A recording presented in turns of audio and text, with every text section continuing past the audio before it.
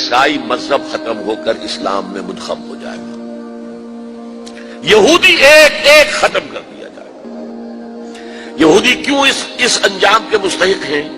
اللہ کا پرانا قاعدہ چلا آ رہا ہے، جس قوم کی طرف کسی رسول کو بھیجا، اگر قوم نے بحیثیت مجموعی رسول کا انکار کیا وہ ہلاک کر دی گئی۔ قوم نوح ہلاک ہوئی یا نہیں؟ قوم ہود، عاد ہلاک ہوئی یا نہیں؟ قوم سمود جن کی طرف حضرت صالح بھیجے گئے، قوم شعیب، عمورہ اور صدوم کی بستیاں، آل فرعون، یہودیوں کی طرف حضرت عیسیٰ کو رسول بنا کر بھیجا گیا تھا، انہوں نے رد کر دیا، محمد رسول اللہ کو رد کر دیا صلی اللہ علیہ وسلم۔ یہ اس سزا کے مستحق ہو چکے ہیں، لیکن وہ سزا ان کا رسول ہی ان کو آ کر دے گا، اسی لیے انہیں اٹھا لیا گیا۔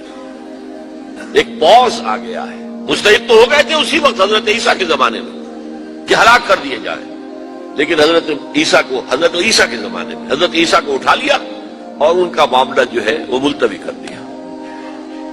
جیسے کسی کو پھانسی کی سزا تو ہو جائے لیکن ابھی ایگزیکیوشن نہیں ہوئی ہے، ایگزیکیوشن جو ہے وہ ڈیفر ہو گئی۔ یہودی ختم، عیسائیت ختم، اور عیسائی سب مسلمانوں کے ساتھ شامل ہو کر ایک ملت واحدہ بن جائیں گے۔